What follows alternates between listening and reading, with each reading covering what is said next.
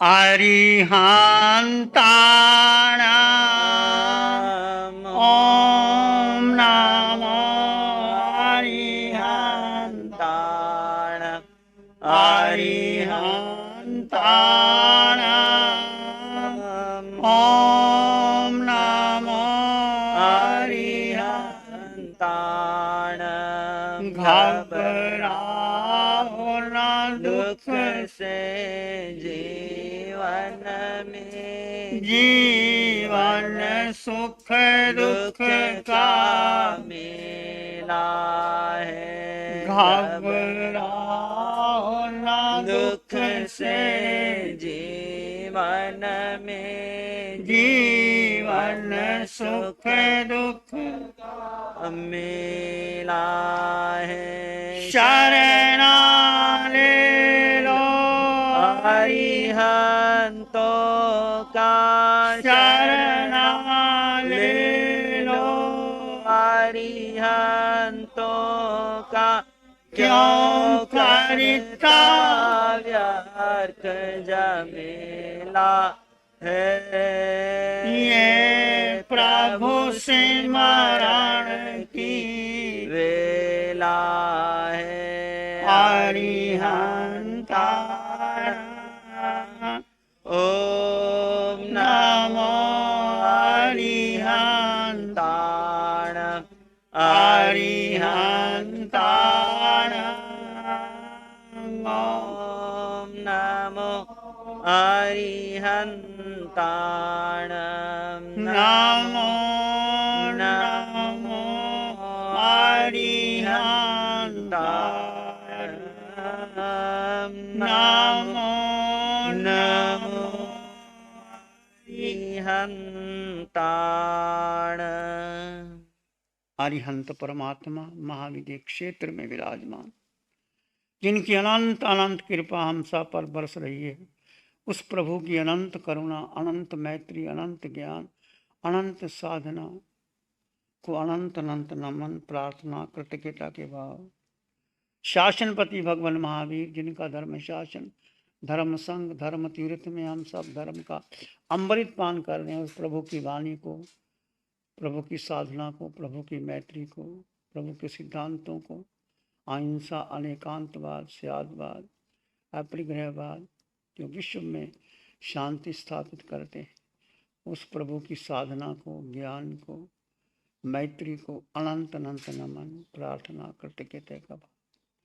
प्रभु सिद्ध बुद्ध और मुक्त हो गए हैं, परंतु आज भी उनकी वाणी हमारे लिए अंतस्पर्श करके अंधकार से प्रकाश की ओर ले जाती, संसार सागर से पार उतार सकती।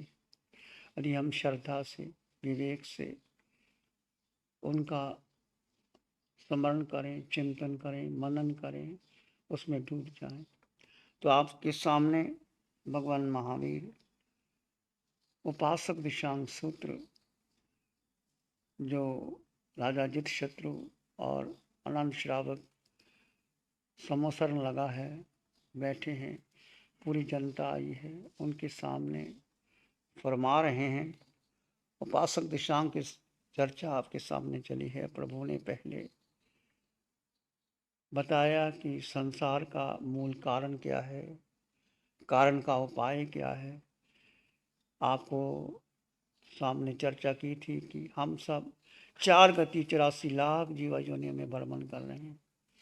जीव की यात्रा कब से शुरू हुई, केवल ज्ञान में भी पता नहीं चला। अनंत काल बीत गए, अनंत अनंत काल, अनंत 24 हो गई। कहा नमो अनंत 24 ते नमो, सिद्ध अनंत करोड़। ऐसा जीव की यात्रा चली आ रही।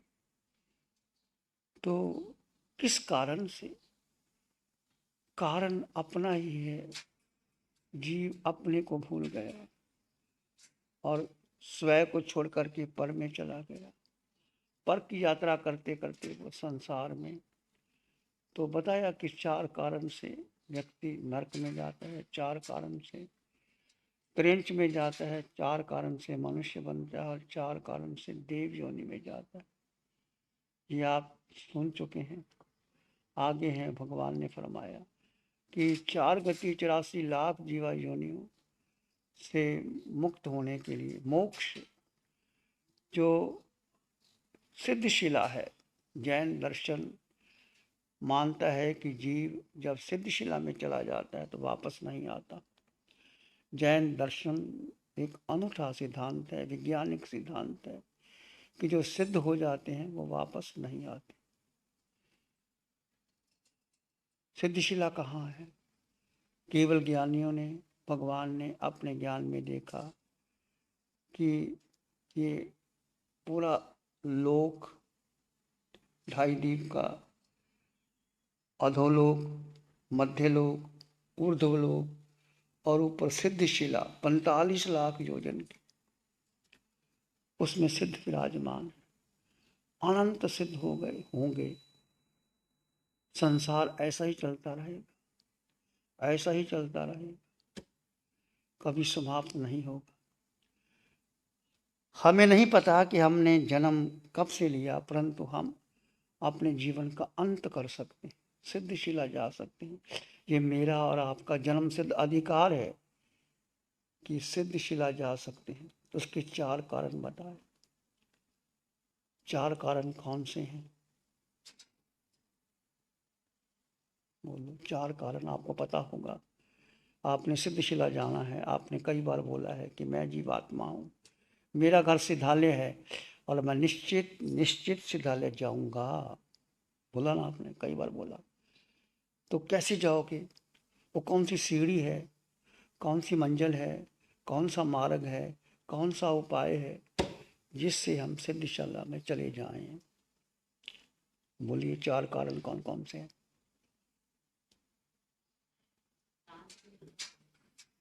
दानशील, तप, भावना, ये एक सामान्य दृष्टि से भी कहा जाता है।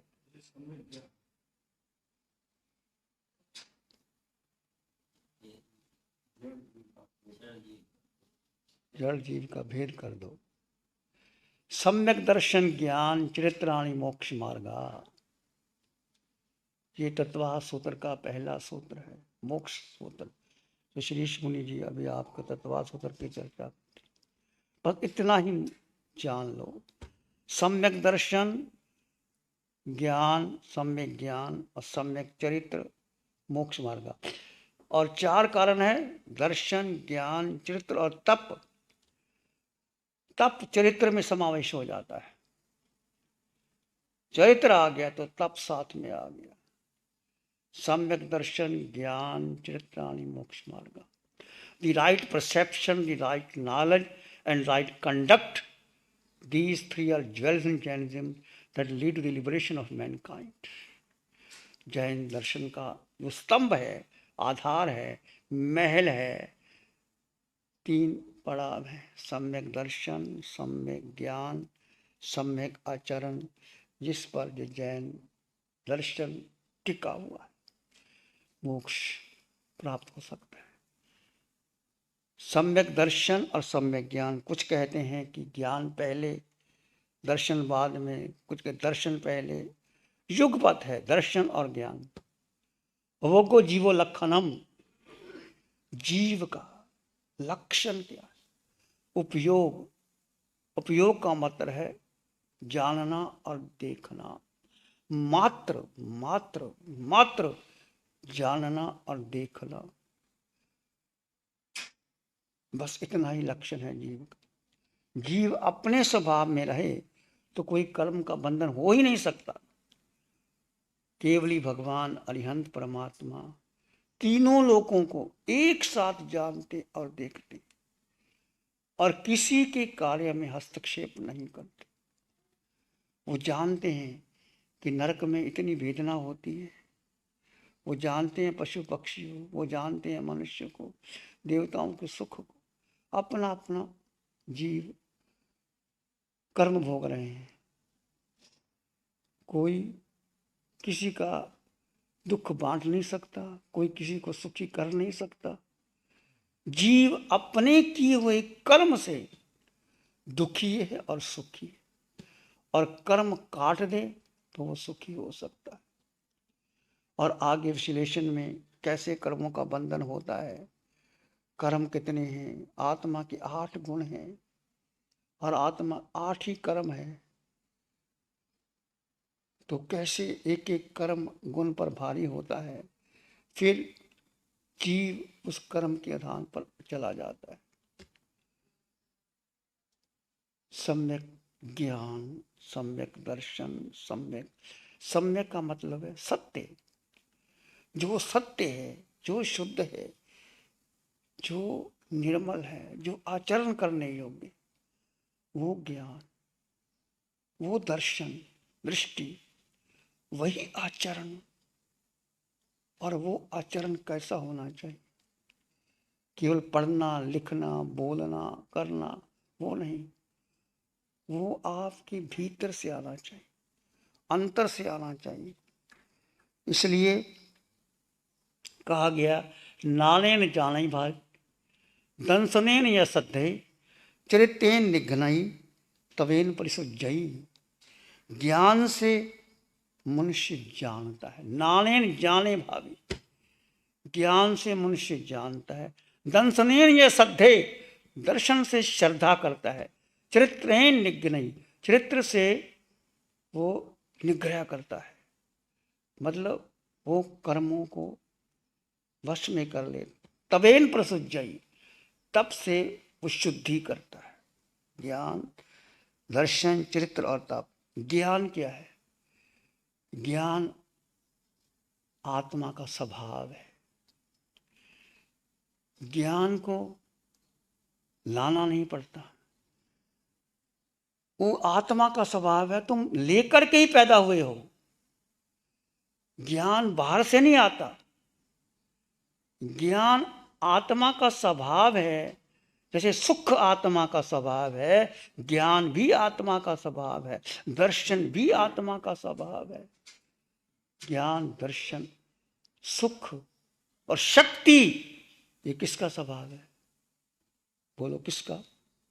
आत्मा का हो, जीव का स्वभाव है। तुम लेकर के पैदा हुए हो, उसको बाहर ओढ़ना नहीं पड़ता। जैसे बीज में वृक्ष छिपा हुआ है, बीज जो आप देखते हैं, चाहे वो आम का है, सेब का है, संतरे का है, बीज भूमि में डाल दिया जाता है और बीज और भूमि एक रूप हो जाती है। कुछ समय तक बीज अंतर रहता है और धीरे धीरे भूमि में लिपट जाता है, भूमि उसको अपने गोद में ले लेती है। फिर वही बीज, कितनी पीड़ा होती होगी बीज को जब वो अंधकार में रहता है। जैसे माँ बच्चे को जन्म देती, 9 महीने बच्चा गर्भ में रहता है और माँ कितना कष्ट सहन करती है। ऐसे वृक्ष जो बनते हैं, आप देखते हैं बड़े बड़े आम के वृक्ष, और इतने बड़े बड़े वृक्ष हैं, आम के हैं, संतरे के हैं, सेब के हैं। वो बीज, छोटा सा बीज जब वो जमीन में डाल देते हो तो क्या करना पड़ता है? कुछ नहीं करना पड़ता है।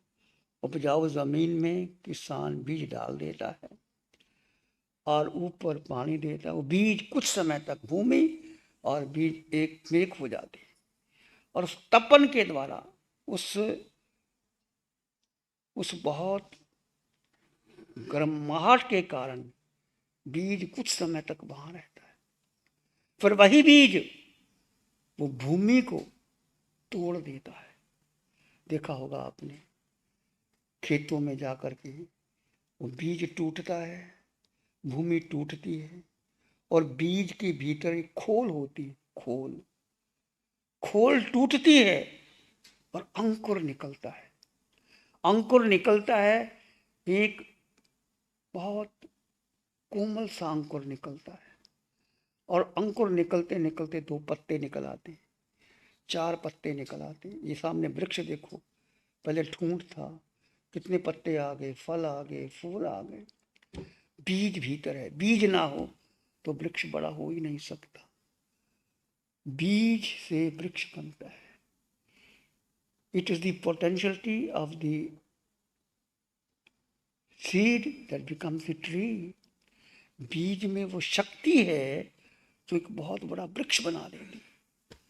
आपने देखा आम के बड़े बड़े वृक्ष, नीम का वृक्ष, बड़ का वृक्ष कितना बड़ा होता है। 500 लोग नीचे बैठ जाते। छोटा सा बड़ का बीज जब भूमि में डाल दिया जाता है, वो कैसे निकलता है, तना बनता है, शाखाएं बनती है, जाती हैं, फिर वो ऐसे ऐसे वो बड़ा हो जाता है। तो बीज में वृक्ष छिपा हुआ है। ऐसे बीज मिट्टी में खो जाए, मिट जाए, तो ज्ञान का अंकुरण होता है। हम भी मिट जाएं, खो जाएं, और उसके बाद उसका ज्ञान का अंकुरण होता है। तो कैसे ज्ञान का अंकुरण होता है? एक है जिज्ञासा का भाव है, एक है मुमुक्षु का भाव। छोटा बच्चा होता है, देखो वो पूछता रहता है, मम्मी ये कौवा काला क्यों है, ये वृक्ष के पत्ते हरे क्यों हैं, फूल लाल क्यों है।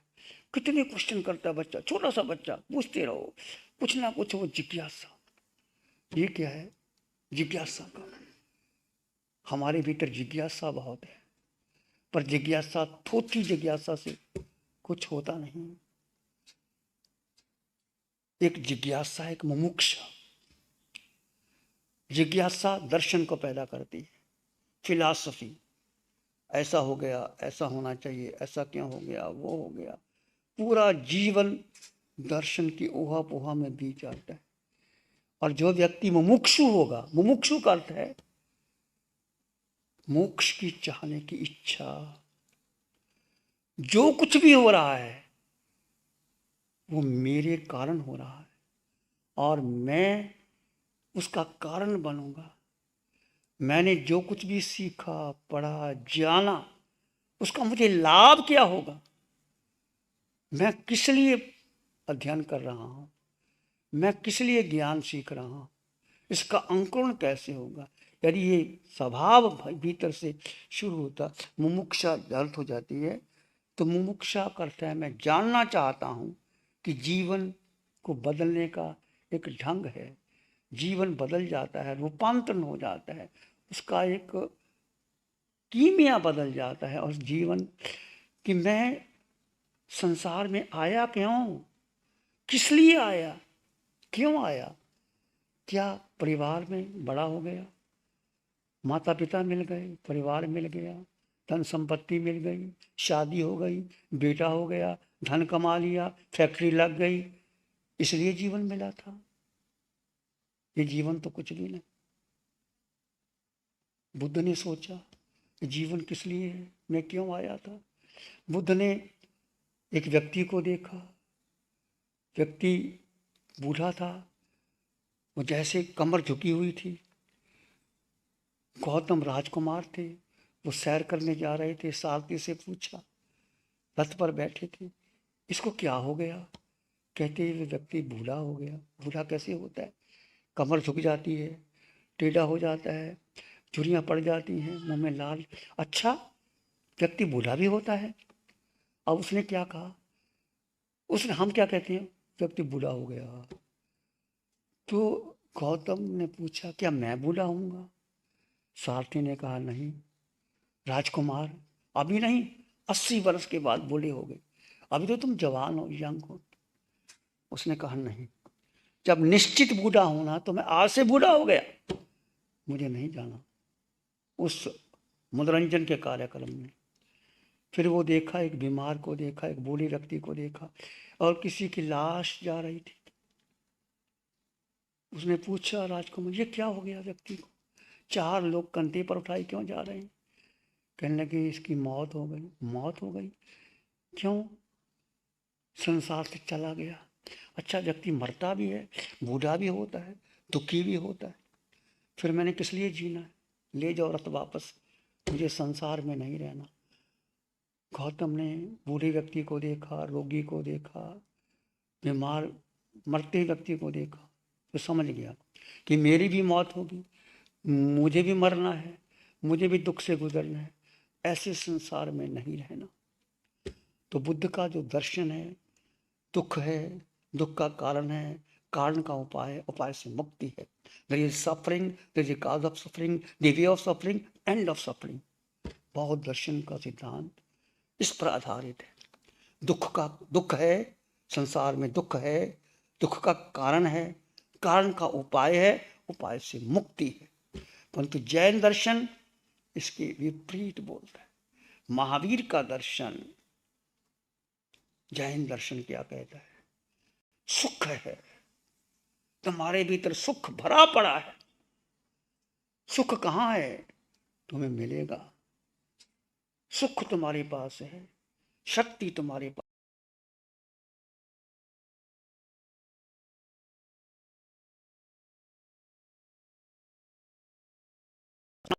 किसी मंदिर, मस्जिद, गुरुद्वारे, पहाड़ों पर, नदियों के टीले पर कहीं जाने की जरूरत नहीं।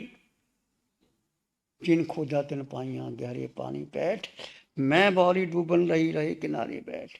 कबीर ने कहा, जिसने खोजा है वह अपने भीतर खोजा है। कस्तूरी कुंडल बसे मृग ढूंढे बन माही, ऐसे घटघट राम है दुनिया देखत नाही। तो सभी जो दार्शनिक कहते हैं वो सुख है, वो कहाँ? तुम्हारे पास है, बाहर नहीं। तो कहाँ ढूंढना पड़ेगा? भीतर। कैसे ढूंढना पड़ेगा? आकार और निराकार, दो तत्व जो आप ध्यान शिविरों में जाते हैं, सीखते हैं। इसलिए इस पंचम काल में महावीर की साधना को अरिहंत परमात्मा सिमंदर स्वामी भगवान की अनंत अनंत कृपा से आप जो शिविर लग रहे हैं, आप जगह 7 जगह शिविर लग रहे हैं, वहाँ आप जाइए, ध्यान कीजिए। 4 दिन का शिविर, 10 दिन का। और प्रभु की वाणी, किस प्रकार वो वाणी आती है, कैसे आप जड़ और जीव का भेद कर लेते हैं। भेद के बिना कितना गहरा भेद होगा उतना आप समझ पाओगे। और ये साधना केवल 2 घंटे 4 घंटे की नहीं, प्रति पल प्रति क्षण अपने को जानने की है, समझने की है और देखने की। कैसे जानोगे मैं हूं कौन? आचार्य सूत्र का पहला ही सूत्र कि जीव, ये जीव नहीं जानता। पूर्व से आया, पश्चिम से आया, उत्तर से आया, दक्षिण से आया, 6 दिशाओं से आया। हम सब 6 दिशाओं में भ्रमण करते आए हैं। वो कौन हो? सो हम। जो आपको बेसिक शिविर में सोहम ध्यान परमात्मा बताते हैं, वीतराग साधिका निशा जी ध्यान करवाते हैं। सोहम, कोहम, मैं मेरा, योग निद्रा, भेद ज्ञान, आलोचना, पहला बेसिक शिविर यदि आपके अंतर में उतर गया, एक बार आपने ध्यान नहीं, क्योंकि इतना गहरा मिथ्यात्व है जीव का कि बार बार मिथ्यात्व आता है। ये जंग है, भगवान फरमाते हैं, समकत की और मिथ्यात्व की जंग है। भगवान की वाणी समकत की है, सत्य की है, बरी हुई है, पर मिथ्यात्व भारी होता है, भारी होता है, हमें टिकने नहीं देता। जीव जीव में ठहर जाए तो जीव का कल्याण निश्चित है। आश्चर्य है, सुख कहाँ है, जीव का विश्राम कहाँ है। जैसे आप थक जाते हैं तो अपने कमरे में आकर के विश्राम करते, बाद बरसात हो रही हो, आंधी हो, तूफान हो, तो आप अपने कमरे में आ जाते हैं, तो आप सुरक्षित हो जाते हैं। तो ये तो आपके शरीर को विश्राम हो गया, आपकी काया का विश्राम हो गया। परंतु काया के भीतर जो निराकार जीव है उसका विश्राम कौन सा है? उसका विश्राम जीव जीव में ठहर जाए, बस यही साधना है, यही ध्यान है, यही 12 प्रकार का तप। अनशंस, अनोदरी, भिक्षाई, रस प्रत्याग, काया क्लेश प्रतिष्ठिता, प्रायश्चित, विनय, स्वाध्याय, ध्यान का 12 प्रकार का तप। भगवान फरमाते हैं कि जीव जीव में ठहरने का पुरुषार्थ करे। बहुत लोगों को तो पता ही नहीं जीव क्या होता है। चर्चा कर लेते हैं, प्रवचन कर लेते हैं, हम भी कर लेते थे पहले, परंतु जब भगवान की वाणी बार बार बार बार चोट करती है, जानो बुझ बुझ किमना बुझा संभोई खलु पेच दुल्ला लोह वरमंती रायो नो सुलभ में पन्ना भी जीते। बुद्धि को प्राप्त करो, जानो तुम हो कौन। तुम जीव मात्र जीव हो, एक मात्र जीव। सारा संसार ये पुद्गल का संसार, एक है जीव, एक है पुद्गल। जीव अनादिकाल से पुद्गल में सुख मांग रहा है। मैंने और आपने सुख कहाँ मांगा? पुद्गल। पुद्गल शब्द बहुत विशाल है और जीव शब्द में अनंत सुख बराबर, अनंत अनंत जीव इस ब्रह्मांड में है और मेरा किसी से वास्ता नहीं। भगवान की वाणी कहती हर जीव स्वतंत्र है, हर जीव का अपना किया हुआ कर्म है। अपने कर्म से 4 गति 84 लाख जीवा योनियों में भ्रमण कर रहा है और वही कर्म काट दे और निश्चित मोक्ष चला जा सकता है। तो कर्म अपने अपने, कोई किसी के कर्म को देखते हैं। किसी व्यक्ति को कितनी पीड़ा हो जाए, आप डॉक्टर के पास ले जाए, दवाई दिला दोगे, ऑपरेशन करा दोगे, परंतु उसकी जो पीड़ा है वो कोई ले नहीं सकता, दे नहीं सकता। तो आपका किया हुआ कर्म आपको ही भुगतान करना पड़ेगा। इसलिए जीव और अजीव दोनों को, जीव यानी आत्मा, चेतना, शुद्ध स्वरूप आत्मा का। बस जितना जितना आप जीव में स्थित रहने का प्रयास करोगे और पुद्गल की वांछा इच्छा छोड़ दोगे, आगे बढ़। पुद्गल का अर्थ क्या है? बहुत बार आपने सुना होगा, तो पुद्गल जो गलता है, सड़ता है, विध्वंस होता है, इसका जन्म है, मरण है, मिटना है, ये शरीर पुद्गल का है। सबका शरीर, पशु पक्षी का, वनस्पति जगत का, ये बनता है, झड़ता है, बिगड़ता है। और इस शरीर में क्या है? पुद्गल में मन है, बुद्धि है, इंद्रियां हैं और आपकी विचार है, परंपरा है, धारणा है। इसमें भूत भविष्य की कल्पना है। मैं कहाँ जाऊँ, कैसे सुख को प्राप्त करूँ, किससे मिलूँ, कौन सा व्यापार करूँ, क्या करूँ, कितनी प्लानिंग चलती है। सुबह से शाम तक व्यक्ति जाता है और बिजनेस करता है, परंतु घर की याद बनी रहती है। वहाँ करता है तो घर की याद बनी रहती है, सब ठीक ठाक हो, मैं ये काम कर रहा हूँ, शाम को घर आ जाऊँगा। तो व्यक्ति कैसे बंधन में बनता रहता है। और रूसो ने कहा था, man is born free but everywhere in chains. मनुष्य, उनका अपना सिद्धांत है रूसो का कि मैन इज बॉर्न फ्री, मनुष्य स्वतंत्र था पर चारों ओर से वो जकड़ा गया। Man is born free but everywhere in chain. हम कहाँ जकड़े गए? अपने की हुई कर्म से जकड़े गए। अब कर्म को कैसे काटना है? एकमात्र उपाय है, एकमात्र उपाय है, तुम अपने में आ जाओ, अपने में स्थित हो जाओ। नो दाई सेल्फ, एक आत्मा को जान लो। जानना केवल शब्दों से नहीं। भगवान फरमाते हैं हमने कह दिया आपने सुन लिया, ऐसा नहीं। उसको जानो, उस पर श्रद्धा करो, प्रतीति करो, रुचि करो, उसको गहरे में जाओ और उसमें उतर जाओ। उतरना जरूरी है। जब तक आप उसमें उतरोगे नहीं तो आगे नहीं बढ़ सकते। तो जीव जीव में ठहर जाए, उतर जाए। आप कितनी देर उतर पाते हो? देखो, आप विचार करके 24 घंटे में कितना समय आप निर्विकल्प निर्विचार अवस्था में रहते। जो समय, जो क्षण आप निर्विचार निर्विकल्प अवस्था में रहते, वो तुम्हारा अपना समय है। उसमें कर्मों की निर्जरा ही निर्जरा है। जीव अपने में ठहर गया। जितना अपने में ठहर जाओगे आपके कर्मों की निर्जरा होती रहेगी। बस हम अपने में कैसे ठहरें? जीव का जो आकर्षण है, देह का आकर्षण टूट जाए।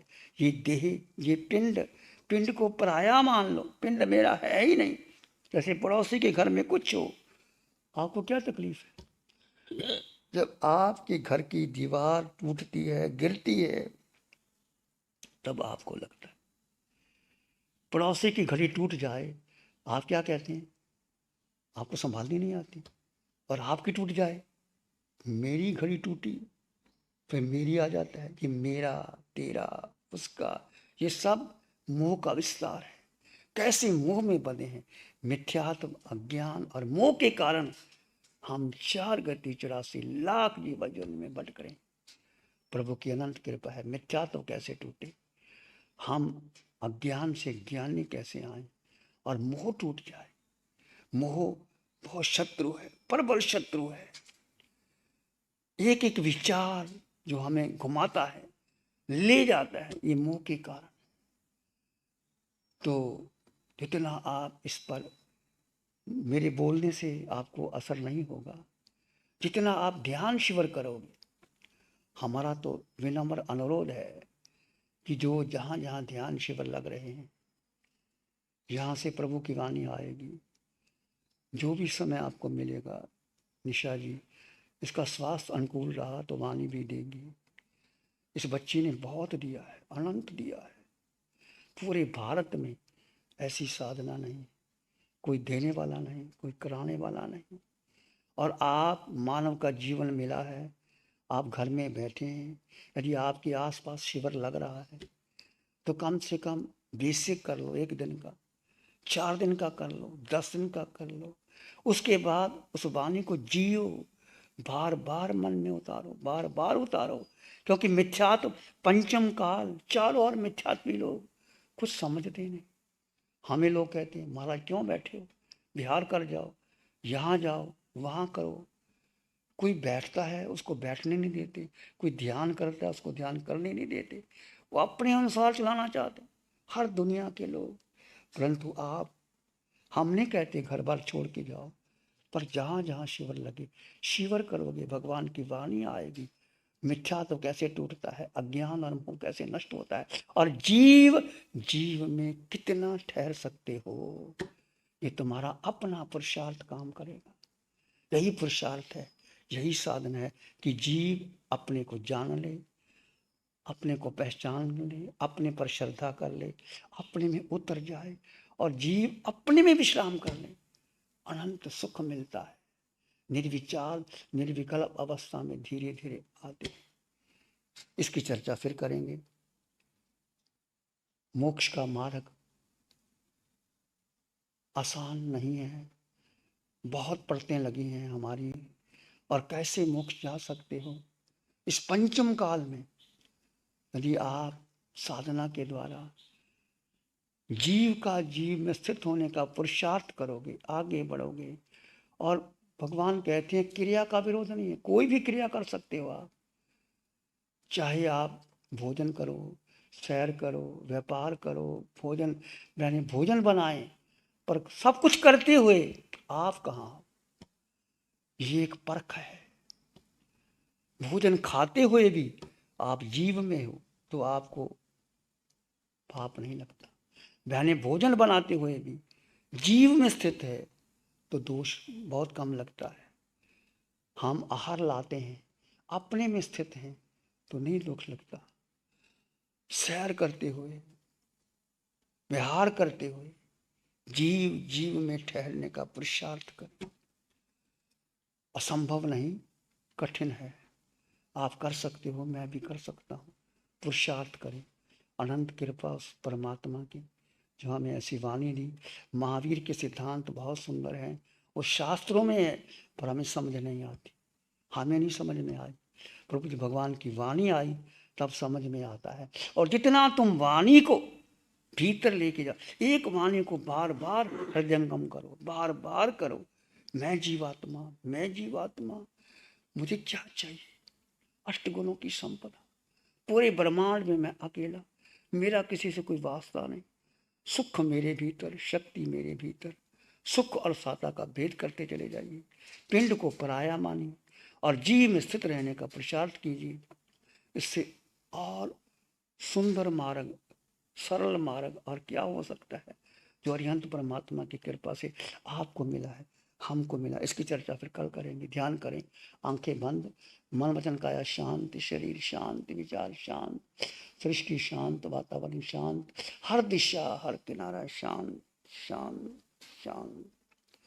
सिर के सिरे से पांव के अंगूठे तक अपने भीतर शुद्ध चेतना का एहसास कीजिए। तुम केवल केवल केवल आत्मा हो।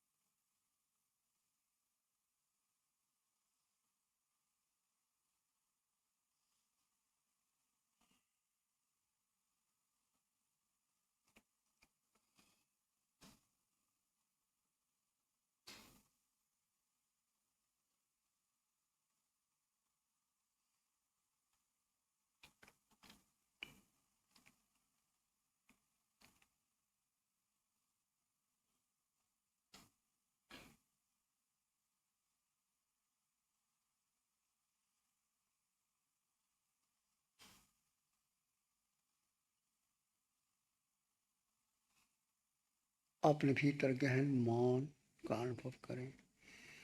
कोई विचार आए तो आने दे, चाहे तो जाने दे। कोई विचार तुम्हारा नहीं। मन के पार, बुद्धि के पार, इंद्रियों के पार जीव जीव में ठहर जाए। अपने में ठहर जाओ, अपने में विश्राम करो, अपना सुख भीतर ढूंढो।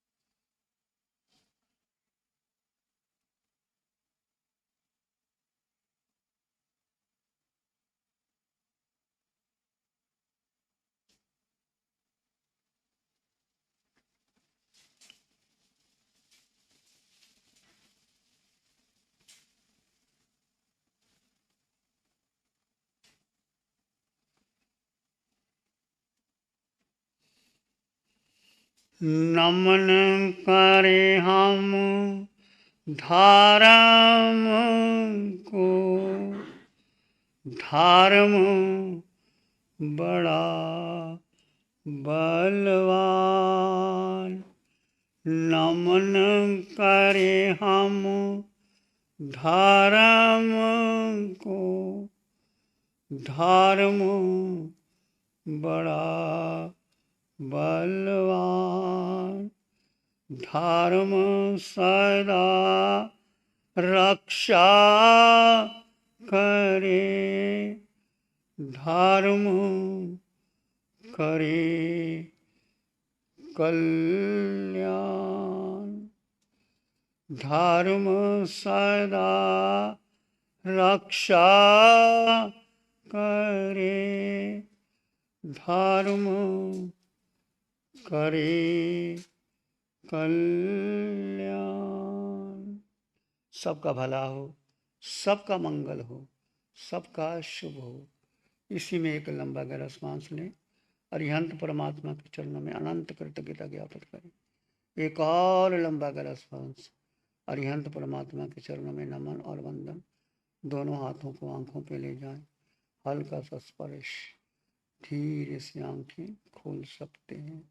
नमो अरिहंतानंग, नमो सिद्धानंग, नमो आर्यानंग, नमो वज्रायनंग, नमो लोय सब साहुनंग। धम्म मंगल मुखिठम अहिंसा संयम तव।